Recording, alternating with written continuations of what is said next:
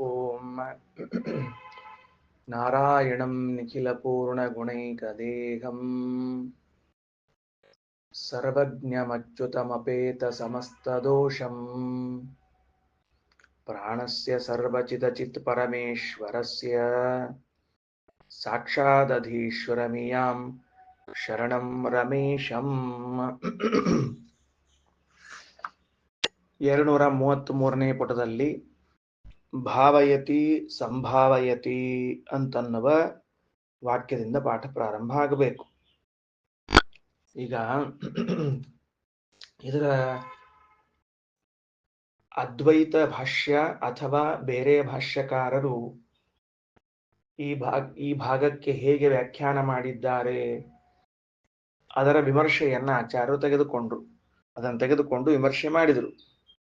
ವಿಮರ್ಶೆಯ ನಿಷ್ಕರ್ಷವೇನು ಬಂತು ಅಂತ ಕೇಳಿದರೆ, ಜ್ಞಾನಿಗಳ ವ್ಯವಹಾರದಿಂದಾಗಿ ಶಬ್ದಗಳನ್ನ ಅರ್ಥೈಸಬೇಕು.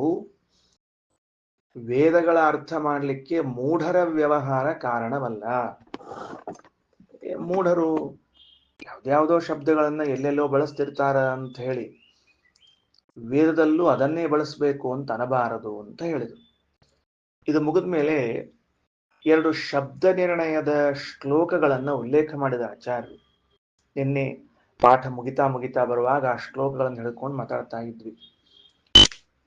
ಆಚಾರ್ಯರ ನಂಬಿಕೆ ಎಷ್ಟು ಗಟ್ಟಿದೆ ಅಂತಂದ್ರೆ, ನಮ್ಮ ಆಚಾರ್ಯರ ಮಾತು, ವೇದಾಂತಂದ ಮೇಲೆ ಅದರಲ್ಲಿ ಒಂದು ಅಕ್ಷರ ಕೂಡ ವ್ಯರ್ಥವಾದದ್ದು ಇಲ್ಲ ಅನ್ನೋದು ದೊಡ್ಡ ನಂಬಿಕೆ. ನಾವಿದನ್ನ ಬಹಳ ಗಟ್ಟಿಯಾಗಿ ಹಿಡ್ಕೋಬೇಕು. ವೇದದಲ್ಲಿ ಒಂದಕ್ಷರ ನೆನಪಿಟ್ಟುಕೊಳ್ರಿ, ಚ, ತು, ಹ, ಉ ಇವು ಯಾವ ಅಕ್ಷರಗಳು ಬಂದರೂ ಕೂಡ ಯಾವುದೂ ವ್ಯರ್ಥವಾದದ್ದಿಲ್ಲ. ಕಾರಣ, ಯಾವುದನ್ನ ನಾವು ಪರಮ ಪ್ರಮಾಣ ಅಂತ ಒಪ್ಪಿದ್ದೇವೋ ಆ ಪರಮ ಪ್ರಮಾಣವೆನಿಸಿದಲ್ಲಿ ಏನೋ ನ್ಯೂನತೆಗಳಿದ್ರೆ ಅದನ್ನ ಪರಮ ಪ್ರಮಾಣ ಅಂತ ಅನ್ಲಿಕ್ಕಾದ್ರೂ ಮನಸ್ಸು ಬರ್ತದ? ವಿಚಾರ ಮಾಡ್ರಿ.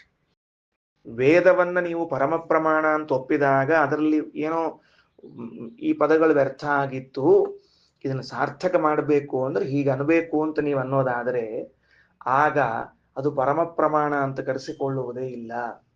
ಅದರಿಂದ ಯಾವ ಪದಕ್ಕೂ ವೈರ್ಥ್ಯವನ್ನ ಹೇಳಬಾರದು. ಇದು ಒಂದು. ಎರಡನೇದ್ದು, ಸ್ವತಃ ಅದರಲ್ಲಿ ದೋಷಗಳು ಇದ್ದದ್ದೇ ಆದರೆ ಭಗವಂತ ಅವತರಿಸಿ ಅದನ್ನು ನಿರ್ಣಯ ಮಾಡುವಂತಹ ಶಾಸ್ತ್ರ ಬರೆಯುವ ಅವಶ್ಯಕತೆ ಏನಿತ್ತು? ವ್ಯಾಸರು ಸೂತ್ರಗಳನ್ನು ಬರೆದರು. ಸೂತ್ರಗಳನ್ನು ಬರೆಯುವುದರ ಅರ್ಥ ಏನು ಅಂದ್ರೆ, ಅದು ಅಷ್ಟು ಗಂಭೀರ ಇದೆ, ನಿಮಗೆ ಆ ಶಬ್ದಗಳ ಅರ್ಥ ಆಗೋದಿಲ್ಲ ಅಂತ ತಿಳಿಸ್ಲಿಕ್ಕೆ ತಾನೇ ನಿರ್ಣಾಯಕ ಶಾಸ್ತ್ರ ಬರೆದದ್ದು. ಹೀಗಿರೋ ಆಚಾರ್ಯರ ದೃಷ್ಟಿಕೋನ 2. ಒಂದು, ಭಗವಂತ ಅವತರಿಸಿ ಬಂದು ವೇದಗಳಿಗೆ ಅರ್ಥ ನಿರ್ಣಯಕ್ಕಾಗಿ ಸೂತ್ರ ರಚನಾ ಮಾಡಬೇಕಾದಾಗ ಅದರಲ್ಲಿ ನೀವು ವ್ಯರ್ಥವಾದ ಅಕ್ಷರಗಳನ್ನ, ಪದಗಳನ್ನ, ವಾಕ್ಯಗಳನ್ನ ಹುಡುಕ್ಲೇಬೇಡ್ರಿ. ಎರಡನೇದ್ದು, ಅದು ಪರಮ ಪ್ರಮಾಣವೆನಿಸಿರುವಾಗ ಅದರಲ್ಲಿ ವ್ಯರ್ಥವಾದ ಅಕ್ಷರಗಳಿದ್ರೆ ಅದನ್ನು ಪರಮ ಪ್ರಮಾಣ ಅಂತ ಕರೆಯುವುದು ಹೇಗೆ? ಅದರಿಂದ ನ ವೇದೇಶು ಪರಂ ಪದಂ ಕಿಂಚಿತ್ ವರ್ಣೋ ವಾ ವ್ಯರ್ಥಯಿಷ್ಯತೆ. ಮತ್ತದು ನಮಗೆ ವ್ಯರ್ಥ ಅಂತ ನನಗನಿಸ್ತದಲ್ಲ ಅಂದ್ರೆ ಅನಿಸ್ಬಹುದು. ಬುದ್ಧಿ ದೌರ್ಬಲ್ಯ, ಏನ್ ಮಾಡ್ಲಿಕ್ಕೆ ಬರ್ತದೆ ಅದಕ್ಕೆ? ನನ್ನ ಬುದ್ಧಿ ಅದನ್ನ ಗ್ರಹಣ ಮಾಡಿಲ್ಲ, ನನ್ನ ಬುದ್ಧಿ ದುರ್ಬಲವಾಗಿದ್ರೆ ಯಾರೇನ್ ಮಾಡ್ಲಿಕ್ಕೆ ಬರ್ತದೆ? ಶಾಲೆಯಲ್ಲಿ ಓದೋ ವಿದ್ಯಾರ್ಥಿಗಳು ಇಬ್ಬರು ಇರ್ತಾರೆ, ಒಬ್ಬನ ಬುದ್ಧಿ ದುರ್ಬಲ ಇರ್ತದ, ಇನ್ನೊಬ್ಬನ ಬುದ್ಧಿ ಬಹಳ ತೀಕ್ಷ್ಣ ಇರ್ತದ, ಚುರುಕು ಇರ್ತದ, ಹಂಗೆ ಇದ್ದಂಗ ಅಷ್ಟ ಅದಕ್ಕೆ. ಅದರಿಂದ ಯಥಾಯೋಗ್ಯಂಚ ಅರ್ಥಭೇದ ಊಹ್ಯ ಸರ್ವತ್ರ ವೇದಿಭಿ. ವೇದ ಅಧ್ಯಯನ ಮಾಡಬೇಕು, ವೇದಗಳ ತಾತ್ಪರ್ಯವನ್ನು ನಿರ್ಧಾರ ಮಾಡಿಕೊಳ್ಬೇಕು ಅಂತಿದ್ದ ಪ್ರತಿಯೊಬ್ಬನೂ ಕೂಡ ಯಥಾಯೋಗ್ಯವಾದ ಅರ್ಥವನ್ನಲ್ಲಿ ನಾವು ಊಹಿಸಬೇಕು, ಅರ್ಥ ಮಾಡಬೇಕು. ಅರ್ಥ ಮಾಡುವಾಗ ಮೈಮೇಲ್ ಇಷ್ಟೆಚ್ಚರಿದ್ರೆ ಸಾಕಂತ ಶ್ರೀಮದಾಚಾರ್ಯ ಅಂತಾರೆ, ಪೂರ್ವ ಅಪರ ವಾಕ್ಯಗಳಿಗೆ ವಿರೋಧ ಬಾರದೆ ಇದ್ದಂತೆ ಅರ್ಥ ಮಾಡಿದ್ರೆ ಸಾಕು. ಹಿಂಗೆ ಅರ್ಥ ಮಾಡ್ರಿ ನಾವೇನ್ ನಿಮ್ಗೆ ಆಗ್ರಹ ಮಾಡೋದಿಲ್ಲ. ಆಚಾರ್ಯ ಬಹಳ ಸುಂದರವಾದ ಮಾತು, ನೀನ್ ಹಿಂಗೆ ಅರ್ಥ ಮಾಡ್ಬೇಕು, ಇದನ್ನ ಬಿಟ್ಟು ಬೇರೆ ಅರ್ಥ ಮಾಡಕೂಡುದು ಅಲ್ಲ. ನಮಗೆ ಅದೇನು ಹಠ ಇಲ್ಲ. ಪೂರ್ವಾಪರ ವಾಕ್ಯಗಳಿಗೆ ವಿರೋಧ ಬರದೇ ಇದ್ದಂತೆ ಅರ್ಥ ಮಾಡ್ರಿ ಸಾಕಷ್ಟೇ ನಮ್ಮ ಕೆಲಸ. ಆಗ ನೀವು ಅರ್ಥ ಮಾಡಿದರೆ ಅದು ಬರೋದು ನಮ್ಮ ಅರ್ಥವೇ, ಬೇರೆ ಅರ್ಥ ಬರೋದೇ ಇಲ್ಲ. ಪೂರ್ವಾಪರಗಳಿಗೆ ವಿರೋಧ ಬರದೇ ಇದ್ದಂತೆ ಅರ್ಥ ಮಾಡಿದರೆ ಅದು ನಮಗೆ ಬೇಕಾದ ಅರ್ಥವೇ ಸಿದ್ಧವಾಗ್ತದೆ. ಹೀಗೆ ಆಚಾರ್ಯರು ವಿವರಣೆಯನ್ನು ಕೊಟ್ಟರು. ಇದಾದ ಮೇಲೆ ಕೆಳಗಿನ ವಾಕ್ಯದ ಕೆಳಗಿನ ಸಾಲು, ವದಂತ್ಯವಿಷ್ಣುವಾಚಿ ನಹಿ ಶಬ್ದ ಕ್ವಚಿರಿಷ್ಯತೆ. ನನಗಿದು ಬಹಳ ಮನಸ್ಸಿಗೆ ಗಳಿಸಿಬಿಟ್ಟಿದೆ. ನಿನ್ನೆ ಹೇಳಿದ್ದೀನಿ ಮತ್ತು ಹೇಳ್ತೀನಿ, ಇವತ್ತಲ್ಲ ಇನ್ನೂ 100 ಬಾರಿ ಹೇಳ್ತೀನಿ. ಯಾಕೆ ಅಂದ್ರೆ ಆಚಾರ್ಯರ ದೃಢವಾದ ನಿರ್ಧಾರ ಮತ್ತೊಂದೇನು ಅಂತ ಕೇಳಿದ್ರೆ, ಎಲ್ಲೂ ಕೂಡ ಯಾವುದೇ ಒಂದು ಶಬ್ದ ಭಗವಂತನನ್ನ ವಾಚ್ಯವೃತ್ತಿಯಿಂದ ಹೇಳುವುದಿಲ್ಲ. ವಾಚ್ಯವೃತ್ತಿ ಅಂದ್ರೆ ಗೊತ್ತದ, ವಾಚ್ಯವಾಚಕ ಸಂಬಂಧ. ಆ ಶಬ್ದ ಹೇಳಿದ ಕೂಡಲೇ ವಿಷ್ಣುವನ್ನೇ ಕರೆಯಬೇಕೆ ಹೊರತಾಗಿ ಅನಿವಾರ್ಯವಾಗಿ ಲಕ್ಷಣಾವೃತ್ತಿಯನ್ನ ಮಾಡ್ತೀವಿ, ಗೌಣಿ ವೃತ್ತಿಯನ್ನ ಮಾಡ್ತೀವಿ, ಹಿಂಗೆಲ್ಲ ಇಲ್ಲವೇ ಇಲ್ಲ. ಬೇರೆ ಸ್ಥಳಗಳಲ್ಲಿ ಮಾಡ್ತೀವಿ. ಮಂಚಾಹ ಕ್ರೋಶಂತಿ ಅಂತಂತ ಶಬ್ದ ಮಾಡಿದರೆ ಮಂಚವು ಧ್ವನಿ ಮಾಡುತ್ತಿದೆ. ಮಂಚ ಹೆಂಗ್ ಧ್ವನಿ ಮಾಡ್ತದ್ರಿ? ಎಲ್ಲರ ಅದಕ್ಕೆ ಮಂಚ ಶಬ್ದಕ್ಕ ಮಂಚದ ಮೇಲೆ ಕೂತವರು ಮಂಚ ಅಳಗಾಡಿಸಿದಕ್ಕೆ ಧ್ವನಿ ಮಾಡಿದಂಗಾತು ಅಂತ ಹಿಂಗ ಲಕ್ಷಣಯ ಅರ್ಥ ಮಾಡ್ತೀರಿ. ಮಂಚಾಹ ಕ್ರೋಶಂತಿ ಅಂದ್ರೆ ಮಂಚಸ್ಥ ಪುರುಷಾಹ ಕ್ರೋಶಂತಿ ಅಂತ ಅರ್ಥ. ಹಂಗ ಎಲ್ಲೇ ವೇದದಲ್ಲಿ ಶಬ್ದ ಬಂದ್ರು ಅದು ಯಾವುದು ಲಕ್ಷಣಾವೃತ್ತಿಯಿಂದ ಗೌಣಿ ವೃತ್ತಿಯಿಂದ ಯಾವ ವೃತ್ತಿಯಿಂದ ಇಲ್ಲ, ಎಲ್ಲವೂ ವಾಚ್ಯವೃತ್ತಿಯಿಂದಲೇ ಪರಮಾತ್ಮನನ್ನ ಹೇಳಬೇಕು. ಇದು ಆಚಾರ್ಯ ನಿರ್ಧಾರ. ಇದಾದ ಮೇಲೆ ಇದಿಷ್ಟು ಪರಭಾಷ್ಯದ ವಿಚಾರಗಳ ವಿಮರ್ಶೆಯನ್ನು ಮುಗಿಸಿದ ಮೇಲೆ ಅದರಲ್ಲೇ ಮುಂದುವರಿತದ ಇನ್ನೊಂದು ಸ್ವಲ್ಪ ಬೇರೆ ಅಂಶವನ್ನ.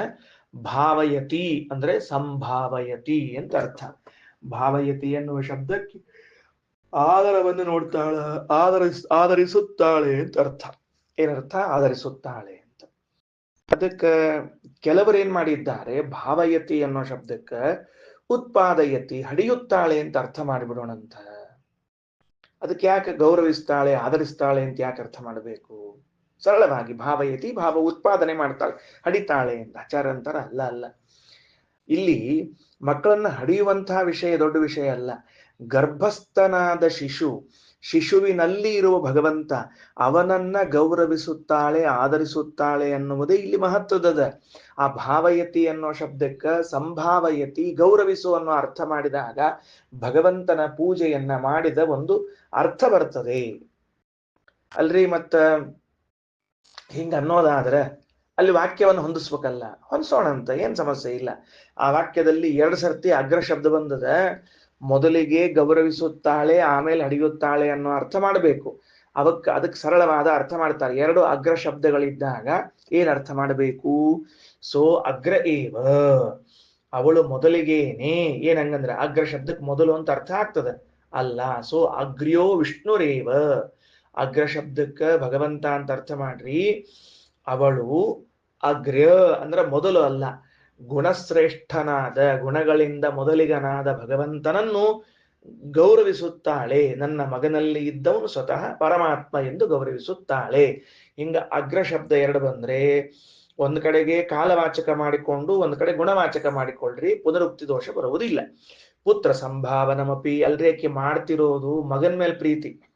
ದೇವ್ರಿಗೆ ಏನ್ ಸಂಬಂಧದ ಅದಕ್ಕೆ ಅಂದ್ರೆ ತತ್ರಸ್ಥ ವಿಷ್ಣುಂ ಸಂಭಾವಯಾಮೀತಿ. ಅವಳು ಮಕ್ಕಳನ್ನ ರಕ್ಷಣಾ ಮಾಡ್ತಿದ್ರು, ಗರ್ಭದಲ್ಲಿದ್ದ ಶಿಶುವಿನ ಮೇಲೆ ಪ್ರೇಮ ಮಾಡ್ತಿದ್ರು ಕೂಡ ನೆನೆಸೋದೇನ್ ನೆನೆಸ್ತಿರ್ತಾಳೆ ಹೇಳ್ರಿ? ಬಾಲಕೃಷ್ಣ ಹುಟ್ಟಿ ಬಂದ ಕೃಷ್ಣ ಅಂತ ನೆನೆಸ್ತಿರ್ತಾಳ ಅಲ್ವಾ? ಎಲ್ಲಾ ಮಕ್ಕಳನ್ನು ಎಲ್ಲಾ ತಾಯಂದ್ರು ಕೃಷ್ಣ ಕೃಷ್ಣ ಅಂತಾರಿಲ್ಲ. ಅದಕ್ಕ ಕೃಷ್ಣಗ ಮಾರುದ್ದ ದೂರ ಇರ್ತದ್ರಿ ಅದು ಹುಡುಗ. ಕೃಷ್ಣನ್ ಗುಡಿಗೆ ಒಂದ್ ದಿವ್ಸ ಹೋಗಂಗಿಲ್ಲ ಅದು ಹುಟ್ಟಿದ ಮೇಲೆ. ಏನ್ರಿ ಕೃಷ್ಣನ್ ಗುಡಿ ಅಂದ್ರೆ ಅದಕ್ಕೆ ಅಲರ್ಜಿ ಆಗ್ತಿರ್ತದ. ಪ್ರಸಾದಕ್ಕೆ ಹೋಗ್ತಿರ್ತಾರ ಅಷ್ಟರ, ಸತ್ಯನಾರಾಯಣ ಪ್ರಸಾದ ತಗೊಳಕ್ ಹೋಗ್ತಿರ್ತದ. ಅದು ಈಗ ಹುಣ್ಣಿಮೆಗೊಮ್ಮೆ ಸತ್ಯನಾರಾಯಣ ಪ್ರಸಾದ ಕೊಡ್ತಾರಲ್ಲ ಕೃಷ್ಣನ್ ಗುಡಿಯಾಗ, ಹಂಗ ಹೋಗ್ತಿರ್ತದ. ಆದ್ರೆ ಹುಟ್ಟಿದ ಕೂಸನ್ನ ಕೃಷ್ಣ ಅಂತ ಭಾವಿಸ್ತಾನೆ. ಹಂಗಾರೆ ಏನಾಯ್ತು? ತತ್ರಸ್ಥಂ ವಿಷ್ಣುಂ ಸಂಭಾವಯಾಮೀತಿ, ಅಲ್ಲಿರುವಂತಹ ಪರಮಾತ್ಮನನ್ನೇ ಗೌರವಿಸ್ತೇನೆ ಅಂತ ಅರ್ಥ ಬರ್ತದೆ. ಇದಕ್ಕೆ ತತ್ಸೇವ ಭವತಿ. ಆವಾಗ ಪುತ್ರನಿಗೆ ಗೌರವಿಸಿದರು, ಪುತ್ರನಿಗೆ ಪ್ರೇಮಿಸಿದರು, ತದಂತರ್ಗತನಾದ ಭಗವಂತನನ್ನೇ ಪ್ರೇಮಿಸಿದಂತೆ. ಸಹಜದ. ನಾವು ಪೂಜಾ ಮಾಡೋ ಕಾಲಕ್ಕ ಮತ್ತ ಪ್ರತಿಮೆಗೆ ಅಭಿಷೇಕ ಮಾಡ್ತೀವಿ, ಅನುಸಂಧಾನ ಏನ್ ಮಾಡಿರ್ತೀವಿ? ದೇವರಿಗೆ ಅಭಿಷೇಕ ಮಾಡಿದ್ವಿ ಅಂತ ಅನುಸಂಧಾನ ಮಾಡ್ತೀವಿ. ಪ್ರತಿಮೆಗೆ ಗಂಧ ಹಚ್ತೀವಿ, ದೇವರಿಗೆ ಗಂಧ ಇಟ್ವಿ ಅಂತ ಅನುಸಂಧಾನ ಮಾಡ್ತೀವಿ. ಪ್ರತಿಮೆಗೆ ಛತ್ರ ಚಾಮರಗಳನ್ನು ತೋರಿಸಿರ್ತೇವೆ, ದೇವರಿಗೆ ಹಿಡಿದೀವಿ ಅಂತ ಅನುಸಂಧಾನ ಮಾಡ್ತೀವಿ. ಅವಳು ಕೂಡ ತಾಯಿ ಗರ್ಭದಲ್ಲಿದ್ದ ಶಿಶುವಿಗೆ, ಜನಿಸಿದ ಶಿಶುವಿಗೆ, ಮುಖ್ಯವಾಗಿ ಗರ್ಭದಲ್ಲಿದ್ದದ್ದು ಶಿಶುವಿಗೆ ಪ್ರೇಮ ಮಾಡ್ತಾಳೆ ಅಂದ್ರೆ ಭಗವಂತನ ಪ್ರತಿಮೆ ಆದ್ದರಿಂದ ಅವನಿಗೆ ಪ್ರೀತಿ ಮಾಡಿದಂತೆ. ಅಷ್ಟೇ ಅಲ್ಲ, ಇದ್ರ ಮೇಲೆ 2 ವಾಕ್ಯಗಳನ್ನ ಅಲ್ಲಿ ಈಗೇನು ಈ ವಾಕ್ಯ ಬಂದಿದೆ ಅದಕ್ಕೆ ಸಂಬಂಧಪಟ್ಟಿರುವಂತಹ ಪ್ರಸಂಗದಲ್ಲಿ ಬಂದ ಮತ್ತೆರಡು ವಾಕ್ಯಗಳನ್ನು ಹೇಳ್ತಾರೆ. ಏನು? ಏವಂ ಭಾವಯತಾಂ ಏವ ಏಷ ಪಂಥ ಉರುಗಾಯ ಇತ್ಯಾದ್ಯಪಿ. ಅಲ್ರಿ ಅಲ್ಲಿ ಇನ್ನೊಂದು ಪ್ರಸಂಗದಲ್ಲಿ ಹಿಂಗ್ ಬಂದಿದೆ. ಏನ್ ಬಂದದ ಅಂತಂದ್ರ, ಯಾರು ಮಕ್ಕಳನ್ನ ಪಡೆದವರಾಗಿರುತ್ತಾರೋ, ಮಕ್ಕಳ ವಂದಿಗರಾಗಿರುತ್ತಾರೋ, ಮಕ್ಕಳನ್ನ ಪ್ರೀತಿಸ್ತಾರೋ ಅವರು ತೀರಿಕೊಂಡ ಮೇಲೆ ಮತ್ತೆ ಉತ್ತಮ ಲೋಕಗಳನ್ನ ಪಡೀತಾರೆ ಅಂತ ಒಂದು ವಾಕ್ಯ ಅದು. ಅದರ ಜೊತೆಗೆ ಈ ಮಕ್ಕಳ ಮೇಲಿನ ಪ್ರೀತಿಯನ್ನು ತೋರಿಸುವಂತಹ ಪಶುಗಳು ಇವೆ ಅಂತ ವಾಕ್ಯ ಇದೆ ಅಲ್ಲಿ, ಮುಂದಿನ ವಾಕ್ಯ. ಇದರಲ್ಲಿ ಇದೇ ತರಹದ ಅರ್ಥ ಬರುವಂತಹ ವಾಕ್ಯಗಳು. ಅಲ್ಲಿ ಮಕ್ಕಳನ್ನ ಪ್ರೀತಿಸಬೇಕು, ಮಕ್ಕಳನ್ನ ಪಡೆದಿರಬೇಕು ಅಂತ ಇಷ್ಟೇ ಅರ್ಥ ಇದೆ ಹೊರತಾಗಿ ದೇವರನ್ನ ಪ್ರೀತಿಸಬೇಕು, ದೇವರನ್ನ ಪೂಜಿಸಬೇಕು ಅಂತ ಅರ್ಥ ಇಲ್ಲ.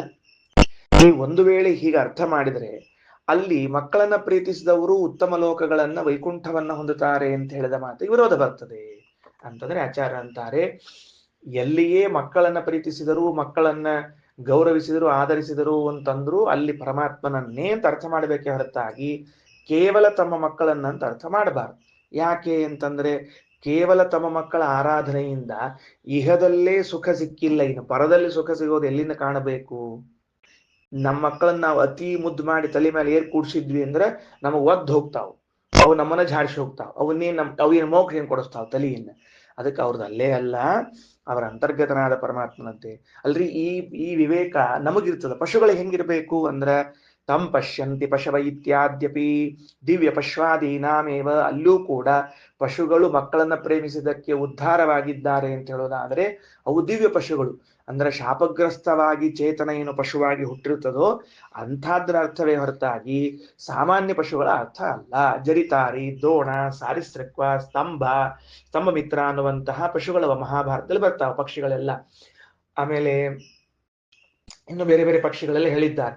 ಆ ಪಕ್ಷಿಗಳೆಲ್ಲವೂ ಕೂಡ ತಮ್ಮ ಮಕ್ಕಳನ್ನ ಪ್ರೀತಿಸ್ತಾವ, ಅದರಿಂದ ಉದ್ಧಾರ ಆಗ್ಯಾವ ಅಂದ್ರೆ ಅವು ಜ್ಞಾನಿಗಳಾದ ಪಶುಗಳೇ ಹೊರತಾಗಿ ಸಾಮಾನ್ಯ ಪಶುಗಳಲ್ಲ. ಅನ್ಯೇಷಾಂ ಸ್ವಭಾವ ಪ್ರವೃತ್ತಿ, ಉಳಿದ ಪಶುಗಳಾಗಿದ್ರೆ ಸ್ವಭಾವತಃ ಪ್ರವೃತ್ತರಾಗ್ತಾರಷ್ಟೇ. ಉಳಿದ ಪಶುಗಳಾದ ಸ್ವಭಾವತಃ ಪ್ರವೃತ್ತರಾಗ್ತಾರೆ. ಆದ್ದರಿಂದ ಗರ್ಭಗತವಾದ ಶಿಶುವನ್ನ, ಆ ಶಿಶು ಪರಮಾತ್ಮನ ಒಂದು ಪ್ರತಿಮೆಯಾಗಿದೆ. ಅಲ್ಲಿ ಗುಣಾಗ್ರನಾದ ಪರಮಾತ್ಮನಿದ್ದಾನೆ.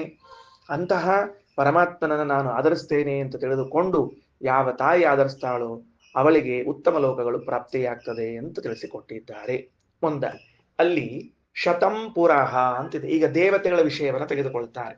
ಅಲ್ಲಿ 100 ದೇವತೆಗಳು. ಶತಂ ಅಂದ್ರೆ 100, ಪುರಃ ಅಂದ್ರ ಪುರಃ ಆಯಸೀಹಿ ಅಂದ್ರ 100 ಜನ ಈ ನನ್ನ ಪುರವನ್ನ ರಕ್ಷಣೆ ಮಾಡಿದಂಥವರು ಅಂತ ಹೇಳ್ಬೇಕಾಗಿ. ಜ್ಞಾನಿಗಳಾದವರು ಈ ದೇಹವನ್ನು ನನ್ನ ರಕ್ಷಣೆ ಮಾಡಿದವರು ಅಂತ ಅದಕ್ಕೆ ವಿವರಣೆ ಕೊಡ್ತಾರ. ತಾ ಏವ ದೇವತಾ ಶತಂ ಪುರಃ ಆಯಸೀಹಿ. ಶತಂ ಪುರಃ 100 ಜನರು. 100 ಅಂದ್ರೆ ಅನೇಕ ಜನ ಅನ್ನೋ ಅರ್ಥದಲ್ಲಿ ಇಟ್ಟುಕೊಳ್ರಿ. ಪುರಃ ಅದು ಅವರೇನ್ ಮಾಡಿದ್ದಾರೆ ಅಂತ ಕೇಳಿದ್ರೆ ಆಯಸೀಹಿ. ಪುರಃ ಅರಕ್ಷನ್ ಅಂತ ಅರ್ಥ. ಮುಂದೆ ನನ್ನ ಊರನ್ನು ರಕ್ಷಣೆ ಮಾಡಿದವರು ಅಂತದ. ಆಯಸೀಹಿ ಅನ್ನೋ ಶಬ್ದಕ್ಕೆ ಬೇರೆ ವ್ಯಾಖ್ಯಾನಕಾರ ಏನ್ ಬರ್ದಾರ ಅಂದ್ರ ಅಯಸ್ಕಾಂತ ಅನ್ನೋ ಶಬ್ದ ಕೇಳ್ತೀವಿ ಇಲ್ಲೋ? ಅಯಸ್ಕಾಂತ ಅಂತ ಕೇಳಿದಾಗ ಕಬ್ಬಣ ಅಂತ ಅರ್ಥ ಬರ್ತದೋ ಇಲ್ಲೋ? ಹಂಗ ಆಯಸಿ ಅನ್ನೋ ಶಬ್ದಕ್ಕೆ ಕಬ್ಬಿಣದಂತೆ ಗಟ್ಟಿಯಾಗಿರುವ ಅಂತ ಅರ್ಥ ಬರೆದಿದ್ದಾರೆ. ಏನ್ ಮಾಡ್ಬೇಕು ತಗೊಂಡು ಅಂದ್ರೆ ಶ್ರೀಮದಾಚಾರ್ಯ, ಅವ್ರು ಕಬ್ಬಿಣದಂಗರ ಗಟ್ಟಿರ್ಲಿ, ಕಲ್ಲಿನಂಗರ ಗಟ್ಟಿರ್ಲಿ, ನಮಗೇನ್ ಪ್ರಯೋಜನ ಅಲ್ಲ.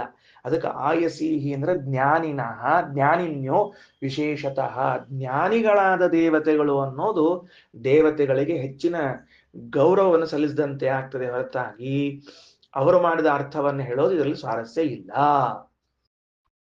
ಆಯಸೀಹಿ ಅನ್ನೋ ಶಬ್ದಕ್ಕೆ ಅರ್ಥ ಏನು? ಜ್ಞಾನಿಗಳು ಅಂತ ಅರ್ಥ ಅಲ್ರಿ. ಆಯಸಿ ಅನ್ನುವ ಶಬ್ದ ಇರ್ಲಿ. ಈಗ ದೇವತೆಗಳಿಗೆ ವಿಶೇಷಣ ಹೇಳಿಕತ್ತೀರಿ, ಕಬ್ಬಿಣದಂತೆ ಅಂತ ಹೇಳಬಾರದು, ಜ್ಞಾನಿಗಳಂತೆ ಅಂತ ಹೇಳ್ತಿದ್ದೀರಿ.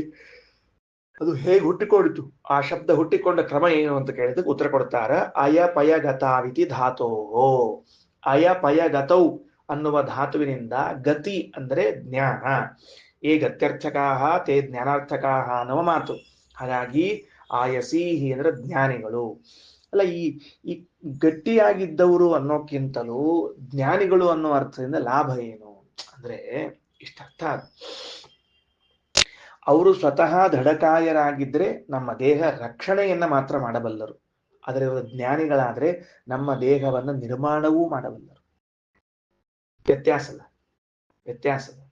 ಅವ್ರು ಸ್ವತಃ ತಿಳುವಳಿಕೆ ಇದ್ದವರಾದ್ರೆ ಈ ದೇಹವನ್ನು ಹೆಂಗ್ ನಿರ್ಮಾಣ ಮಾಡಿದ್ರೆ ಇದು ತಾಳ್ಕಿಗೆ ಬರ್ತದೆ, ಎಷ್ಟು ದಿವಸ ತಾಳ್ಕಿಗೆ ಬರ್ಬೇಕು ಈ ದೇಹ ಅಂತ ಅನ್ನೋದನ್ನ ನೋಡಿ ನಿರ್ಮಾಣ ಮಾಡಿರ್ತಾರೆ.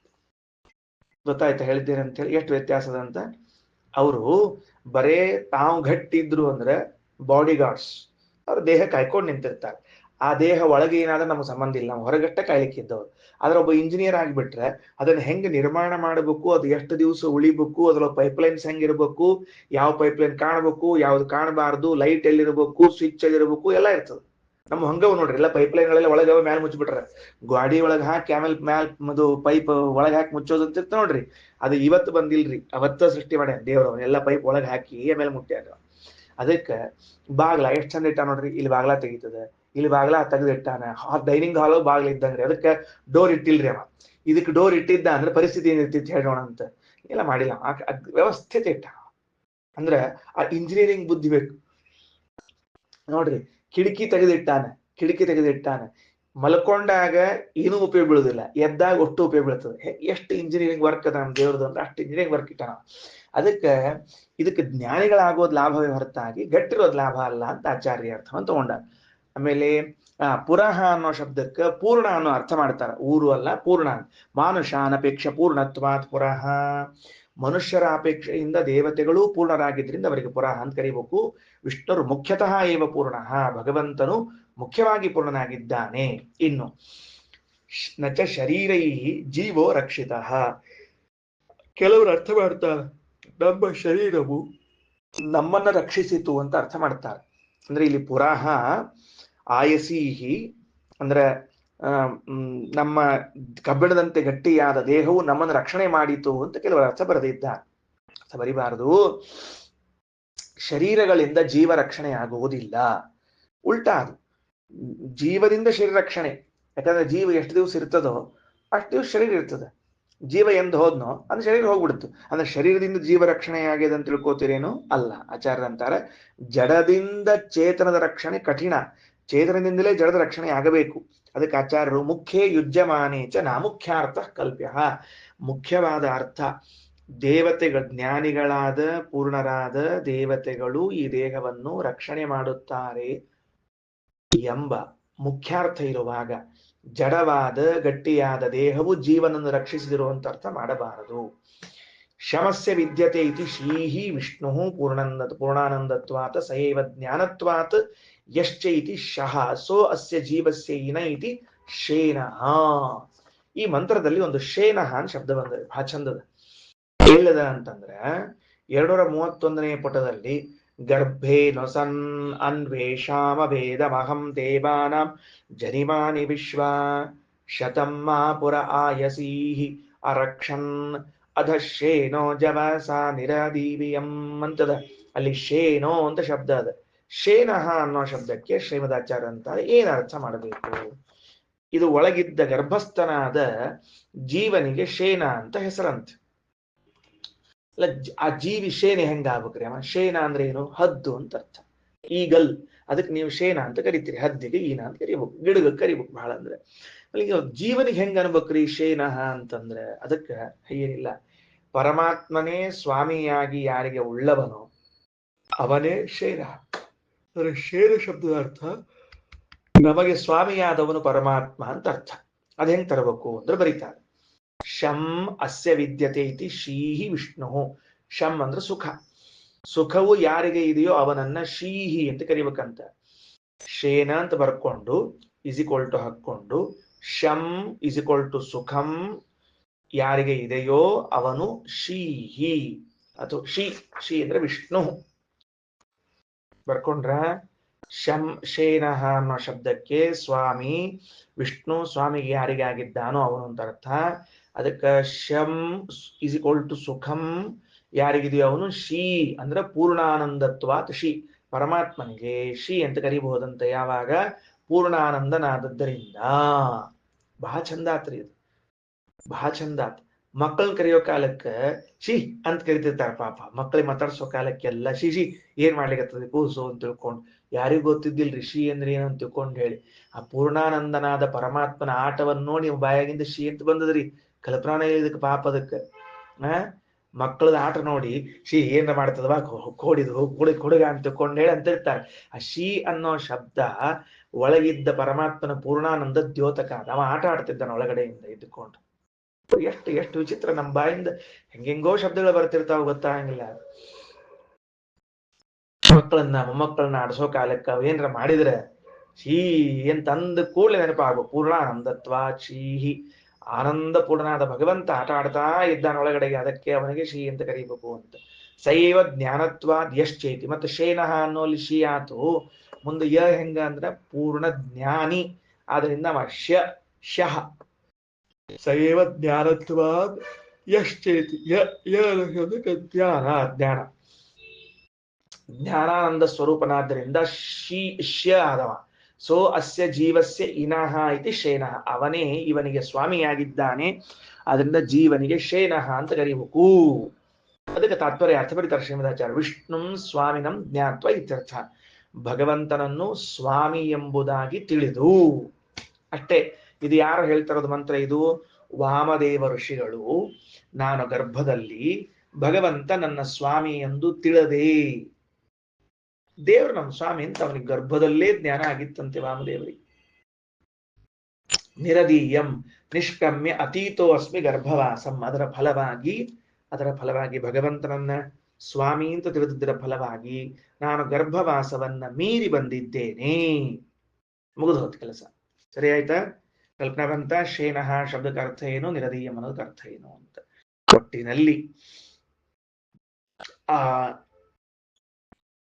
ಗರ್ಭದಲ್ಲಿ ವಾಸ ಮಾಡಿದ ವಾಮದೇವ ಋಷಿಗಳು ತಾವು ಗರ್ಭದಲ್ಲಿ ಇದ್ದಾಗ ತಮ್ಮ ಜೊತೆಗೆ ಪರಮಾತ್ಮ ಹಾಗೂ 100 ಪೂರ್ಣರಾದ ಜ್ಞಾನಿಗಳಾದ ದೇವತೆಗಳು ತಮ್ಮ ಜೊತೆಗೆ ಗರ್ಭದಲ್ಲಿ ಇದ್ದದ್ದನ್ನು ನೋಡಿದರು. ಹಾಗೂ ಆ ಎಲ್ಲ ದೇವತೆಗಳಿಗೂ ಪರಮಾತ್ಮನಿಗೂ ಇರುವಂತಹ ಅಂತರವನ್ನ ಗುರುತಿಸಿದರು. ಪರಮಾತ್ಮ ನಮಗೆ ಸ್ವಾಮಿಯಾಗಿದ್ದಾನೆ ಎಂಬ ಜ್ಞಾನವನ್ನ ಮಾಡಿಕೊಂಡ್ರು. ಇದರ ಫಲವಾಗಿಯೇನೆ ಅವರು ಮತ್ತೆ ಗರ್ಭವಾಸವನ್ನ ಅನುಭವಿಸಲಿಲ್ಲ. ಇದು ಮಂತ್ರ ಉದಾಹರಣೆ ಮಾಡಿದ್ದು ಆಚಾರ್ಯರು. ಯಾಕೆ ಈ ಮಂತ್ರ ಉದಾಹರಣೆ ಮಾಡಿದ್ರು ಅಂದ್ರೆ, ಗರ್ಭದಲ್ಲಿ ಇದ್ದದ್ದು ಕೇವಲ ಶಿಶು ಅಲ್ಲ, ಭಗವಂತನೂ ಇದ್ದಾನೆ ಅಂತ ತಿಳಿಸುವುದಕ್ಕಾಗಿ. ಪ್ರಹ್ಲಾದರಾಜರು ಗರ್ಭದಲ್ಲಿದ್ದಾಗ ನಾರದರು ಮಾಡಿದ ಉಪದೇಶವನ್ನೆಲ್ಲ ಕೇಳಿದ್ರಂತೆ. ಬಹಳ ಆಶ್ಚರ್ಯ. ಅಲ್ಲೇ ಪಾಠ ಆಗೋಯ್ತು ಅವರಿಗೆ. ಹುಟ್ಟಿ ಬಂದ ಮೇಲೆ ಜೌಳ, ನಾಮಕರಣ, ಜೌಳ, ಮುಂಜ್ವಿ, ಆಮೇಲೆ ಶಾಲೆಗೆ ಹಾಕೋದು, ಆಮೇಲೆ ವಿದ್ಯಾಪೀಠಕ್ಕೆ ಹಾಕೋದು, ಶಾಲೆ ಸರಿ ಹೋಗ್ಲಿಲ್ಲ ಹುಡುಗ ಅಂತ ವಿದ್ಯಾಪೀಠಕ್ಕೆ ಹಾಕೋದು, ವಿದ್ಯಾಪೀಠ ಸರಿ ಹೋಗ್ಲಿಲ್ಲ ಮತ್ತೆ ಶಾಲೆಗೆ ಹಾಕೋದು, ಹಿಂಗೆಲ್ಲ ಮಾಡದೆ ಸುರಕ್ಷಿತವಾಗಿ ಗರ್ಭದಲ್ಲಿ ಏನೇ ಎಲ್ಲಾ ಪಾಠ ಕಲ್ತು ಬಂದ್ಬಿಟ್ರು. ಮುಂದೆ ಪಾಠಕ್ಕೆ ಹೋಗ್ಲೇ ಇಲ್ಲ ಅವ್ರು ಎಲ್ಲೂ. ಮತ್ತು ದೈತ್ಯ ಬಾಲಕರ ಪಾಠಶಾಲೆದಾಗ ಏನ್ ಮಾಡ್ಲಿಕ್ಕೆತ್ತಿರಲ್ಲ ಅವರು, ಅವ್ರಿಗೆ ಪಾಠ ಹೇಳಿಕೆತ್ತಿರ. ದೈತ್ಯ ಬಾಲಕರಿಗೆ ಕಲ್ತದ್ದನ್ನೆಲ್ಲ ಮನನ ಮಾಡ್ಕೋತ ಕೂತಿದ್ರು. ಆಗೊಂದ್ ಮಾತಂತಾರ, ನಾ ಇಷ್ಟೆಲ್ಲ ಗರ್ಭದಲ್ಲೇ ಕಲ್ತು ಬಿಟ್ಟಿದ್ದೀನಿ. ಅಷ್ಟು ಜ್ಞಾನ ಇತ್ತವರಿಗೆ. ಅಂದ್ರೆ ವಾಮದೇವ ಋಷಿಗಳಿಗೆ ಗರ್ಭದಲ್ಲೇ ಇಷ್ಟು ಜ್ಞಾನ ಇತ್ತು ಅಂದ್ರೆ ಆಶ್ಚರ್ಯ ಪಡಬೇಡ್ರಿ. ಪ್ರಹ್ಲಾದರಾಜಗೂ ಇತ್ತು ಅಂತಹದ್ದು, ಪರೀಕ್ಷಿತ ರಾಜನಿಗೂ ಅಂತಹದ್ದಿತ್ತು. ಅದಕ್ಕೆ ಮತ್ತೆ ಅಲ್ರಿ ಮತ್ ಪುರಾಣ ಹೇಳಿಕತ್ತಿರ್ ಬಹಳ ಚಂದ ಹೇಳ್ತಾರ ಪ್ರಹ್ಲಾದರಾಜರು. ಪುರಾಣ ಹೇಳಿಕತ್ತಿರ ನಾರದರು ನಮ್ಮವನು ಕೂತಿರ್ತಿದ್ದು ಪುರಾಣಕ್ಕೆ ನಾನು ಕೂತಿರ್ತಿದ್ದೆ. ನಾ ನೆನಪಿಟ್ಟುಕೊಂಡೆ ನಮ್ಮವ್ ಮರ್ತು ಹೋದ್ಲು ಅಂದ್ರು. ಯಾಕೆ ಮರ್ತು ಹೋಗ್ಬಿಡ್ತು ಪಾಪ ಹೋಗುದು. ಯಾಕ? ಸ್ತ್ರೀತ್ವಾತ ಮಾತು ಸ್ಥಿರೋದದೆ. ಹೆಣ್ಮಕ್ಳಾದರಿಂದ ವಯಸ್ಸಾದದ್ರಿಂದ ಮರ್ತು ಹೋಗ್ಬಿಡುತ್ತೆ ಅವಳಿಗೆ. ನಾನು ಗರ್ಭದಲ್ಲಿದ್ದರಿಂದ ಎಲ್ಲ ನೆನಪಿಟ್ಟುಕೊಂಡಿದ್ದೀನಿ ಅಂತಂತ ಆಯ್ತಾ. ಅದಕ್ಕೆ ದೊಡ್ಡ ದೊಡ್ಡವರು ಇವರಲ್ಲ, ಜ್ಞಾನಿಗಳಿವರಲ್ಲ. ಆಯ್ತಾ? ಮುಂದ ಇನ್ ನೋಡ್ರಿ, ಸ್ವರ್ಗಲೋಕವನ್ನ ಹೊಂದುತ್ತಾರ ಅಂತ ಮಂತ್ರದಲ್ಲಿದೆ. ಸ್ವರ್ಗಲೋಕ ಅನ್ನೋ ಶಬ್ದಕ್ಕೆ ಈ ಇಂದ್ರದೇವರು, ಅಪ್ಸರಾಸ್ತ್ರೀಯರು, ದೇವತೆಗಳಿರುವಂತಹ ಲೋಕ ಅನ್ಬೇಡ್ರಿ, ವಿಷ್ಣು ಲೋಕ ಅಂತ ಅರ್ಥ ಮಾಡ್ರಿ. ಯಾಕ? ಸ್ವರ್ ಆನಂದೋ ವಿಷ್ಣು ಅತ್ರಗೈತಿ ಸ್ವರ್ಗೋ ಲೋಕೋ ವಿಷ್ಣು ಲೋಕ. ಸ್ವರ್ ಅಂದ್ರ ಆನಂದ, ಆ ಸುವಹ ಅದನ್ನ ಸ್ವರ್ ಅಂತ ಕರೀತಾರೆ. ಸ್ವರ್ ಅಂದ್ರ ಆನಂದ, ಆನಂದ ಉಳ್ಳವನು ವಿಷ್ಣು. ಆ ವಿಷ್ಣು ವಾಸ ಮಾಡುವ ಲೋಕವನ್ನ, ವಿಷ್ಣು ಲೋಕವನ್ನ ಸ್ವರ್ಗಲೋಕ ಅಂತ ಕರೀರಿ. ಪ್ರಸಿದ್ಧ ಸ್ವರ್ಗಲೋಕಕ್ಕಿಂತಲೂ ವೈಕುಂಠವನ್ನೇ ಸ್ವರ್ಗಲೋಕ ಅಂತ ಕರೆಯೋದು ಬಹಳ ಒಳ್ಳೆಯದು. ಯಾಕ? ಅಮೃತಸ್ಸನ್ ಸರ್ವಾನ್ ಕಾಮಾನಾಪ್ತ್ವಾ ತಾನೇವ ಸರ್ವಾನ್ ಕಾಮಾನ್ ಸಮಭವತ್ ಅನುಭವತಿ. ಯಾಕ? ಸ್ವರ್ಗದಲ್ಲಿ ಎಲ್ಲಾ ಕಾಮನೆಗಳನ್ನು ಅವನು ಪಡಿಲಿಕ್ಕೆ ಸಾಧ್ಯ ಇಲ್ಲ, ಅನುಭವಿಸ್ಲಿಕ್ಕೆ ಸಾಧ್ಯ ಇಲ್ಲ. ಏನೋ ಇಚ್ಛಾ ಇತ್ತು ಸ್ವರ್ಗದಲ್ಲಿ, ಇಲ್ಲ ಸರ್ ಇದು ನಿಮ್ ಈ ಸಲ ಪುಣ್ಯ ಇಲ್ಲ, ನಾವೇನ್ ಮಾಡ್ಲಿಕ್ಕೆ ಬರೋದಿಲ್ಲ, ನೆಕ್ಸ್ಟ್ ಟೈಮ್ ಅಂತ ಹೇಳಿ ನಮ್ಮನ್ನು ಹೊರಗೆ ಹಾಕಿಬಿಡ್ಬೋದು. ಆದರೆ ವೈಕುಂಠದಲ್ಲಿ ಇಂತಹದ್ದೊಂದು ಇಚ್ಛೆ ಮಾಡಿದ, ಅಲ್ಲಿದ್ದವರು ಸೇವಕರು ಬಂದು ಇಲ್ಲ ಸಾರಿ ಅಂತ ಅನ್ಲಿಕ್ಕೆ ಚಾನ್ಸೇ ಇಲ್ಲ. ಮುಂದಿನ ಸರ್ತಿ ಅಂತ ಅಲ್ಲಿ ಬರಂಗಿಲ್ಲ, ಯಾಕಂದ್ರೆ ಹೊಳೆ ಬರಂಗಿಲ್ರಿ ಅಲ್ಲಿ ಅವರು. ನಿಮ್ಗೆ ಇಲ್ಲೇ ಇಲ್ಲ ಅಂತ ಆಗ್ಬಿಟ್ರೆ ಮತ್ತೆ ಮೋಕ್ಷಕ್ಕೆ ಹೋದ್ರು ಇಲ್ಲ ಅಂತ ಆಗೋ ಪ್ರಸಂಗ ಇಲ್ಲ. ಅದರಿಂದ ನಿಜವಾಗ್ಲೂ ಕೂಡ ಸರ್ವಕಾಮಗಳ ಅವಾಪ್ತಿ ಅನ್ನೋದು ವೈಕುಂಠದಲ್ಲಿ ಹೊರತಾಗಿ ಸ್ವರ್ಗದಲ್ಲಲ್ಲ. ಅಲ್ಲೇನಿದೆ ಅಂದ್ರೆ ಎರಡು ಪ್ರಯೋಗದ, ವಿಚಿತ್ರ ಪ್ರಯೋಗದ, ಅದೇ ಆ ಪೇಜ್ ತೆಗೆದಿದ್ರಲ್ಲ ಆಗಲೇ 231, ಅಲ್ಲಿ ನೋಡ್ರಿ, ಸ್ವರ್ಗೇ ಲೋಕೆ ಸರ್ವಾನ್ ಕಾಮಾನ್ ಆಪ್ತ್ವ ಅಮೃತ ಸಮಭವತ ಅಮೃತ ಸಮಭವತ ಅಂತದ. ಅಲ್ಲಿ ಎಲ್ಲಾ ಪದಾರ್ಥಗಳನ್ನು ಹೊಂದಿ ಅಮೃತನಾದ ಅಮೃತನಾದ ಅಂತ. ಅದಕ್ಕೆ ಆಚಾರ ಅಂತಾರ ಆಪ್ತ್ವ ಮತ್ತು ಸಮಭವತ, ಎರಡು ಶಬ್ದ ಬರ್ಕೊಳ್ರಿ. ಆಪ್ತ್ವ ಮತ್ತು ಸಮಭವತ ಅನ್ನೋ ಶಬ್ದಕ್ಕೆ ಆಚಾರ್ಯ ಪ್ರಕಾರ ಪದಾರ್ಥಗಳನ್ನ ಹೊಂದುವುದು ಬೇರೆ, ಹೊಂದಿದ ಪದಾರ್ಥವನ್ನ ಅನುಭವಿಸುವುದು ಬೇರೆ, ಎರಡು ಪ್ರತ್ಯೇಕವಾದ ಸಬ್ಜೆಕ್ಟ್ ಅಂತಾರೆ. ಏನಂತಾರೆ? ಅಪೇಕ್ಷಿತ ವಸ್ತು ಸ್ವೀಕಾರ ಆಪ್ತಿ ಸಂಭವೋ ಭೋಗ. ಅಲ್ಲಿ ಪದದ ಆಪ್ತ್ವ ಅನ್ನೋ ಶಬ್ದಕ್ಕೆ ಅಪೇಕ್ಷಿತವಾದ ವಸ್ತುವನ್ನು ಸ್ವೀಕರಿಸುವುದು, ಸಮಭವತ ಅಂದ್ರೆ ಅದನ್ನ ಭೋಗಿಸುವುದು ಅಂತ ಅರ್ಥ. ಏನಾಗ್ತಿರ್ತಾರೆ, ಕೆಲವೊಮ್ಮೆ ನಾವು ಬಹಳ ಇಷ್ಟಪಟ್ಟು ವಸ್ತುವನ್ನು ತಂದಿರ್ತೀವಿ, ಅದನ್ನ ಅನುಭವಿಸ್ಲಿಕ್ಕೆ ಆಗೋದಿಲ್ಲ ಕೆಲವೊಂದ್ ಸರ್ತಿ. ಭಾರಿ ವಿಚಿತ್ರ, ಭಾರಿ ವಿಚಿತ್ರ. ಏನೋ ಬಹಳ ಚಂದ ಕಾಣಿಸ್ತೀವಿ ಅಂತ ಒಂದು ಬೆಳ್ಳಿ ಒಟಕ ತಗೊಂಡಿರ್ತೀವಿ, ನೋಡ್ತೀವಿ, ಅದನ್ನ ಎಷ್ಟು ದಿವಸ ಆದ ಅದನ್ನ ಉಪಯೋಗಿಸ್ಬೇಕಂತ ಮನಸ್ಸು ಬಂದಿರಂಗಿಲ್ಲ, ಕೊನೆಗೊಂದ್ ದಿವ್ಸ ಎಲ್ಲೋ ದಾನ ಕೊಟ್ಟು ಕೈ ಮುಗಿದ್ಬಿಡ್ತೀವಿ, ಮುಗಿದೋ ಕೆಲಸ. ಹಿಂಗ್ಯಾಕಾತೋ, ನೀ ಉಣ್ಬೇಕು ನೀ ತಿನ್ಬೇಕಂತ ಅಂದಿದ್ದೆಲ್ಲೋ, ವಸ್ತು ಸಿಕ್ಕಿತ್ತು ಅನುಭವಿಸ್ಬೇಕು ಅಂತ ಭೋಗ ಬರ್ದಿದ್ದಿಲ್ಲ. ಪಾಪ ಎಲ್ಲಾ ಮಾಡಿ ಮನಿ ಕಟ್ಟಿ ಎಲ್ಲಾ ಮಾಡಿದ್ದ, ವಾಸ್ತು ಶಾಂತಿ ಮಾಡೋಕ್ಕಿಂತ ಮೊದ್ಲ ಹೋಗ್ಬಿಟ್ಟಂತ, ಮುಗಿದ್ ಹೋದ್ ಕೆಲಸ, ಏನ್ ಮಾಡ್ಬೇಕು ತಗೊಂಡಿನ ಅವನ್ನ, ಆ ಮನ್ಯಾಗ ಇರ್ಲೇ ಇಲ್ಲ. ಅಂದ್ರೆ ವಸ್ತು ಸಿಗೋದು ಬೇರೆ, ಅನುಭವಿಸೋದು ಬೇರೆ, ಬಹಳ ವ್ಯತ್ಯಾಸ ಇರ್ತದೆ. ಅದಕ್ಕೆ ವೈಕುಂಠದಲ್ಲಿ ವಸ್ತು ಸಿಗುವುದು, ವಸ್ತುವನ್ನು ಅನುಭವಿಸುವುದು ಎರಡೂ ಆಗ್ತದ ಅಲ್ರಿ. ಸಮಭವತ ಅಂತ ಅನ್ನೋ ಶಬ್ದಕ್ಕೆ ಆದನು ಅಂತ ಅರ್ಥದ, ಅನುಭವಿಸಿದನು ಅಂತ ಅರ್ಥ ಇಲ್ವಲ್ಲ ಅಂದ್ರೆ ಆಚಾರ್ಯ ಒಂದು ಪ್ರಯೋಗ ತೋರಿಸ್ತಾರೆ. ತಾಂ ಸಮಭವತ್ ತಥೋ ಮನುಷ್ಯ ಅಜಾಯಂತ ಇತ್ಯಾದಿವತ್. ಏನದ ಬೃಹದಾರಣ್ಯಕ ಉಪನಿಷತ್ತಿನಲ್ಲಿ ಬ್ರಹ್ಮದೇವರು ತಾಂ ಸಮಭವತ, ಸರಸ್ವತಿಯನ್ನು ಸಮಭವತ ಸಮಭವಿಸಿದರು, ತಥೋ ಮನುಷ್ಯ ಅಜಾಯಂತ, ಅನಂತರದಲ್ಲಿ ಮನುಷ್ಯರು ಹುಟ್ಟಿದ್ರು ಅಂತದ. ಹಿಂಗಾರೆ ಇಲ್ಲಿ ಹಿಂದೆ ಬಂದ ಸಮಭವತ ಅನ್ನೋ ಶಬ್ದಕ್ಕೆ ಅನುಭವಿಸಿದ್ರು ಅಂತ ಅರ್ಥ ಮಾಡ್ತೀರೋ, ಆದ್ರೂ ಅಂತ ಅರ್ಥ ಮಾಡ್ತೀರೋ? ಅನುಭವಿಸಿದ್ರು ಅಂತ ಅರ್ಥ ಮಾಡ್ಬೇಕು. ಅಂದ್ಮೇಲೆ ಸಮಭವತ ಅನ್ನುವಂತಹ ಶಬ್ದಕ್ಕೆ ಅನುಭವಿಸು ಅನ್ನುವಂತಹ ಅರ್ಥ ಉಂಟು. ಹಿಂಗಾಗಿ ವೈಕುಂಠದಲ್ಲಿ ಏನ್ ಲಾಭ ಇದೆ ಅಂದ್ರೆ ವಸ್ತುಗಳ ಸ್ವೀಕಾರ, ಇದು ಆಪ್ತಿ, ವಸ್ತುಗಳನ್ನ ಅನುಭವಿಸುವುದು. ಅದಕ್ಕೆ ಬರೀತಾರೆ ಆಚಾರ್ಯ ಮುಂದ, ಮುಕ್ತ್ಯನಂತರಮೇವಹಿ, ಮುಕ್ತಿಯಾದ ಮೇಲೇನೆ ಅನುಪಚರಿತ ಸರ್ವಕಾಮ ಅವಾಪ್ತಿ, ಔಪಚಾರಿಕವಲ್ಲದೆ ವಾಸ್ತವದಲ್ಲಿ ಎಲ್ಲ ಪದಾರ್ಥಗಳು ದೊರೆಯುತ್ತದೆ. ಮುಖ್ಯ ಏವಚಾರ್ಥ ಸ್ವೀಕಾರ್ಯ, ಮುಖ್ಯವಾದ ಅರ್ಥವನ್ನೇ ಸ್ವೀಕಾರ ಮಾಡಬೇಕು. ಎಲ್ಲಿ ಮುಕ್ತಿ ಆದ ಮೇಲೇನೆ, ಬರೀ ವೈಕುಂಠದಲ್ಲಿ ಇದ್ದಾಗ ಅಂತ ತಿಳಿಬೇಡ್ರಿ. ಅಮುಕ್ತಾನಾಂ ವಿಷ್ಣು ಲೋಕಗತ ಲೋಕಗಾನಾಂ ಅಪಿನ ಸರ್ವಕಾಮಾವಾಪ್ತಿ. ಅಮುಕ್ತರಾದವರು ವೈಕುಂಠದಲ್ಲಿ ಇದ್ರೂ ಕೂಡ ಎಲ್ಲಾ ಫಲ ಅನುಭವಿಸ್ಲಿಕ್ಕೆ ಆಗಲ್ಲ. ಇನ್ನು ಸ್ವರ್ಗದಲ್ಲಿದ್ರೆ ಏನಾಗ್ಬೇಕು, ತಲೆ ಎಲ್ಲರ. ಅಲ್ಲಿ ನಿಮಗೆ ಹೆಂಗ್ ಗೊತ್ತಂದ್ರೆ, ಜಯ ವಿಜಯಾದೀನಾಂ ಅಪ್ರಿಯ ದರ್ಶನಾತ್, ಜಯ ವಿಜಯಾದಿಗಳು ವೈಕುಂಠದಲ್ಲಿ ಅಮುಕ್ತ ಸ್ಥಾನದಲ್ಲಿ ಇದ್ರೂ ಕೂಡ ಅವರಿಗೆ ಅಪ್ರಿಯವಾಯಿತೋ ಇಲ್ಲೋ? ಏನ್ ಅಪ್ರಿಯ ಆಯಿತು? ಶಾಪದಿಂದ ತೆಗೆದು ಬರ್ಬೇಕಾಯ್ತೋ ಇಲ್ಲೋ? ಅಂದ ಮೇಲೆ ವೈಕುಂಠದಲ್ಲಿಯೇನೆ ಅಮುಕ್ತ ಸ್ಥಾನದಲ್ಲಿದ್ದವರಿಗೆ ಎಲ್ಲ ಪದಾರ್ಥಗಳು ಸಿಗುವುದು, ಸಿಕ್ಕದ್ದನ್ನು ಅನುಭವಿಸುವುದು ಇಲ್ಲ. ಅಂದ ಮೇಲೆ ಸ್ವರ್ಗದಲ್ಲಿ ಎಲ್ಲಾ ಸಿಗುತ್ತಾವ, ಎಲ್ಲಾ ಅನುಭವಿಸ್ತಾನ ಅನ್ನೋ ಮಾತು ಅಪಾಸ್ತಂ ರಸೋ ಯೋಷ್ಟಮಃ. ಅದರಿಂದ ಅದು ಹೇಳಬಾರದು. ಅಥೋ ಅಮೃತಸ್ಸನ್ ಸರ್ವಾನ್ ಕಾಮಾನ್ ಆಪ್ತ್ವ ಇತ್ಯರ್ಥ. ಅದರಿಂದ ಮುಕ್ತನಾಗಿಯೇ ಎಲ್ಲ ಪದಾರ್ಥಗಳನ್ನು ಹೊಂದಿದ, ಅನುಭವಿಸಿದ ಅನ್ನೋ ಅರ್ಥವನ್ನ ಹೇಳಬೇಕು. ಮುಕ್ತ ಕಾಮಾನ್ ಅವಾಪ್ನೋತಿ ಭುಂಕ್ತೆ ಚೈವ ಯಥೇಷ್ಟತಃ ಸರ್ವಾನಪಿ ನಿರಾತಂಕಃ ಸರ್ವದಾ ಚ ಹರೇರ್ವಶಃ ಇತಿ ಸತ್ತತ್ವೇ.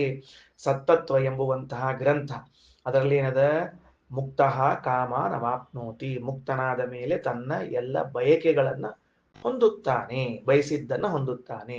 ಭುಂಕ್ತೆ ಚೈವ ಯಥೇಷ್ಟತಃ, ಎಷ್ಟು ಬೇಕಷ್ಟು ಭೋಗ ಮಾಡ್ತಾನೆ. ನೋಡ್ರೆ, ಉಂಡಿ ಮಾಡಿಟ್ಟಿನಿ, ಒಂದ ದಿವ್ಸದಿಂದ ಮುಗಿಸ್ಬ್ಯಾಡ್ರಿ, 7 ದಿವ್ಸ ಮಾಡ್ಕೊಳ್ರಿ ಅಂತ ಹೇಳಿ ಹೋಗಿರ್ತಾರ ಮನ್ಯಾಗ. ಎಷ್ಟು ಮಾಡಿಟ್ಟಾರಪ್ಪ ಈ ಉಂಡಿ? 3. ಎಷ್ಟು ದಿವ್ಸ ತಿನ್ಬೇಕು? 7. ಒಡೆದು ಒಡೆದು ಒಡೆದು ಒಡೆದು ಬರೋದ್ರೊಳಗ ಮತ್ತ ಆ ಉಂಡಿ ಮೂಲ ರೂಪದಾಗಿತ್ತು ನೋಡ್ರಿ, ರವಾ ರೂಪದಾಗ. ಹಂಗ್ ಮಾಡಿಡ್ಬೇಕೇನ್ ನಾವೆಲ್ರ? ಯಥೇಷ್ಟವಾಗಿ ತಿನ್ನೋ ಹಂಗಿಲ್ಲ ಅಲ್ಲಿ. ಅಂದಮೇಲೆ ಯಥೇಷ್ಟವಾಗಿ ಯಥೇಷ್ಟವಾಗಿ ತಿನ್ನಬೇಕು ಅಂದ್ರೆ ಅಲ್ಲಿ ಮೋಕ್ಷದಲ್ಲಿ ಮಾತ್ರ ಯಥೇಷ್ಟತಃ ಸರ್ವಾನಪಿ ನಿರಾತಂಕ. ತಿನ್ಕೋತ್ ಕೂತಿರ್ತಾನೇನ್ರ ಆತಂಕ ಆತು ಅಂದ್ರೆ ಯಾವ ಆತಂಕನೂ ಇಲ್ಲ.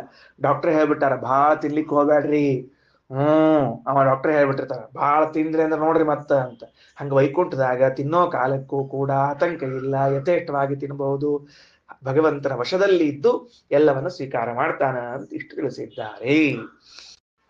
ಇಲ್ಲಿಗೆ ಇತಿ ಶ್ರೀಮದಾನಂದ ತೀರ್ಥ ಭಗವತ್ಪಾದಾಚಾರ್ಯ ವಿರಚಿತೆ ಶ್ರೀಮನ್ ಮಹೇತ್ರೇಯೋಪನಿಷದ್ ಭಾಷ್ಯೆ ದ್ವಿತೀಯಾರಣ್ಯಕೆ ಪಂಚಮೋಧ್ಯಾಯ.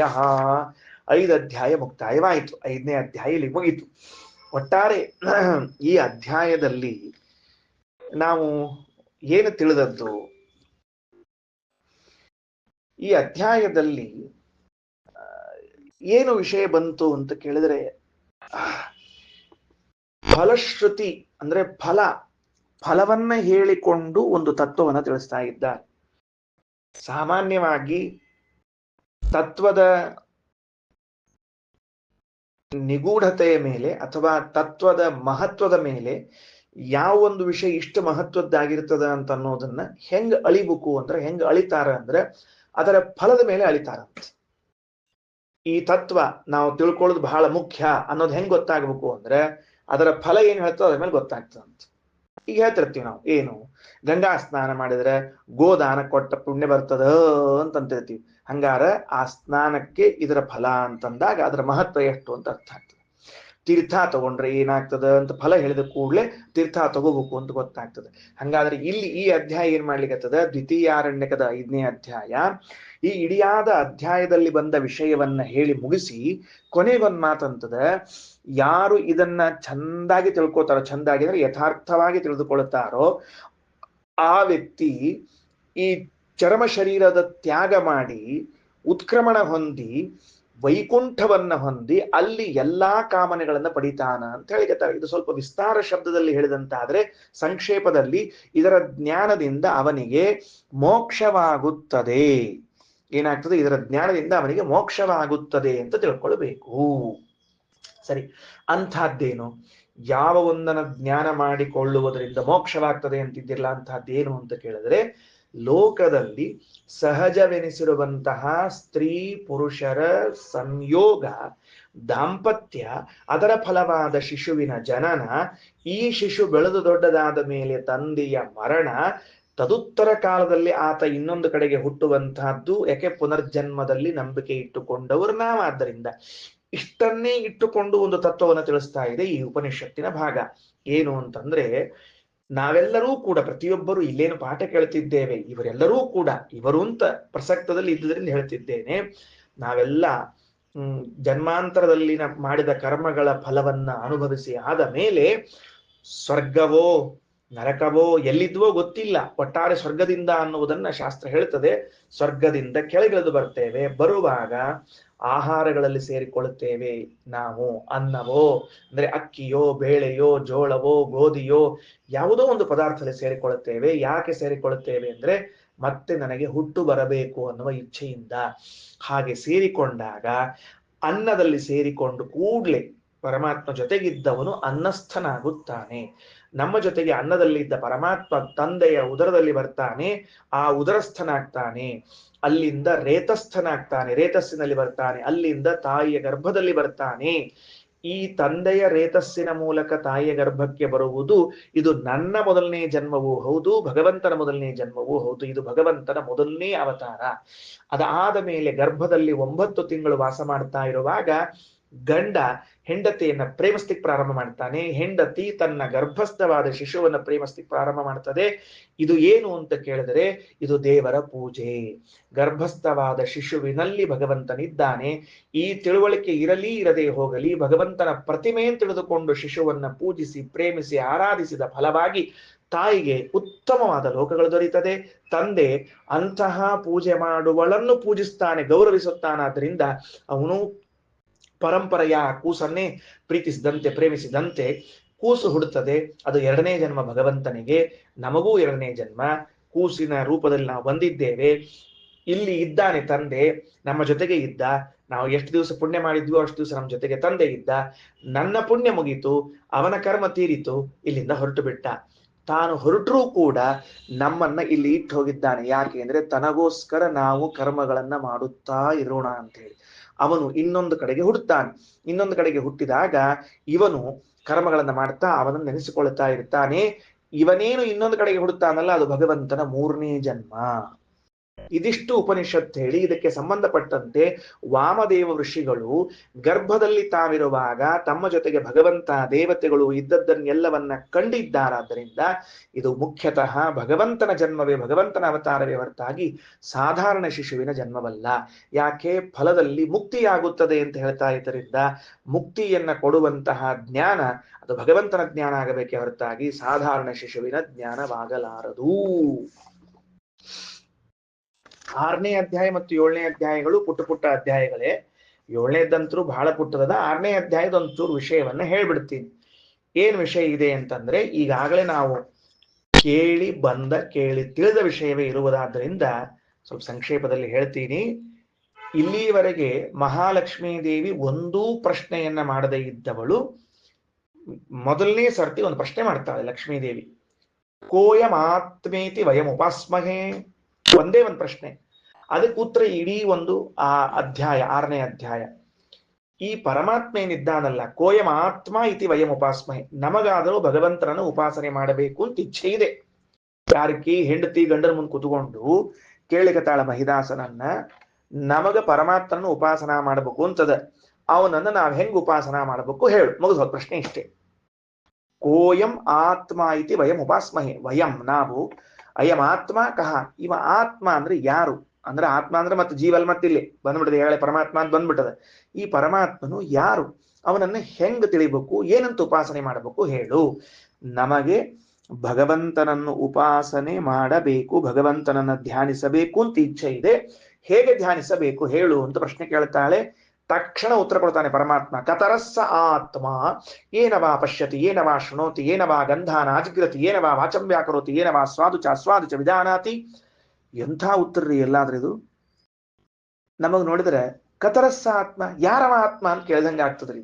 ಕತರಸ್ಸ ಆತ್ಮ ಅಂತ ಆಚಾರ್ಯ ಅಂತಾರೆ. ಸಿಂಪಲ್, ಬಹಳ ಚಂದ. ಏನಂದ್ರೆ ತರ ಮತ್ತು ತಮ ಅಂತೇಳಿ ಪ್ರತ್ಯಯಗಳವರಿ, ಗೊತ್ತಾಯ್ತಾ? ತರ ತಮ ಪ್ರತ್ಯಯಗಳು ಸರಳವಾಗಿ ಏನು ಅಂದ್ರೆ, ತರ ತಮ ಅಂದ್ರೆ ದ್ವಯೋರೇಕೋ ಅನ್ಯತನಃ ಬಹುಶ್ವೇಕೋ ಅನ್ಯತಮಃ ಅಂತ ಒಂದು ವ್ಯವಸ್ಥೆ. ಅದು ಅನೇಕ ವಸ್ತುಗಳಲ್ಲಿ ಒಂದು ವಸ್ತುವನ್ನ ಆರಿಸ್ಕೊಳ್ಬೇಕಾದ್ರೆ ತಮ ಅನ್ಬೇಕು, ಎರಡರಲ್ಲಿ ಒಂದನ್ನ ಆರಿಸ್ಕೋಬೇಕಾದ್ರೆ ತರ ಅನ್ಬೇಕು. ಗೊತ್ತಾಯ್ತಾ? ಪಂಡಿತ ತಮ ಅಂದ್ರೆ ಏನ್ ಅರ್ಥ ಗೊತ್ತೇನು? 100 ಮಂದಿ ಪಂಡಿತರಲ್ಲಿ ಇವರೊಬ್ರು ಶ್ರೇಷ್ಠರು ಅಂತ ಅರ್ಥ. ಪಂಡಿತ ತಮರು ಅಂದ್ರೆ ಪಂಡಿತೋತ್ತಮರು ಅಂತ ಅರ್ಥ. ಹಂಗ ತಪ್ಪು ತಿಳಿಬೇಡ್ರಿ. ಮತ್ತೆ ತಮ ಅಂದ್ರೆ ಕತ್ಲ್ಯಾಕ್ ಕೂತ್ ಪಂಡಿತರು ಅಂತ ಹಿಂಗ ಅರ್ಥ ಅಲ್ಲ. ಮತ್ತೆ ಪಂಡಿತ ತಮ ಅಂತ ತಿಳ್ಕೊಂಡು ಹಿಂಗ ಅರ್ಥ ಮಾಡಬಾರ್ದು. ಮತ್ತೆ ಏನ್ರಿ ಗೊತ್ತಾಯ್ತಾ?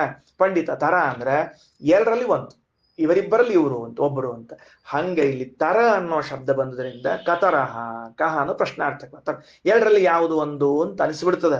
ಕತರಸ್ಸ ಆತ್ಮ, ಇಬ್ಬರ ಆತ್ಮ ಇದ್ದಾರ, ಯಾವ ಆತ್ಮನ ಬಗ್ಗೆ ಕೇಳಿಕತ್ತಿ ನೀನು ಅಂದಂಗ್ ಕೇಳಿಸ್ತದ. ಅದಕ್ಕೆ ಶ್ರೀಮದಾಚಾರ್ಯ ಅಂತಾರ, ಅಲ್ಲ ಏನು ಅಂದ್ರೆ ಕ ಅಂದ್ರೆ ಸುಖ, ತರ ಅಂದ್ರೆ ಸುಖದ ಮೇಲ್ಭಾಗ. ತರ ತಮಗಳವಲ್ಲ, ಅದು ಕತರ ಅಂದ್ರೆ ಸುಖಪೂರ್ಣನಾಗಿದ್ದಾನಲ್ಲ ಅವನೇ ಆತ್ಮ.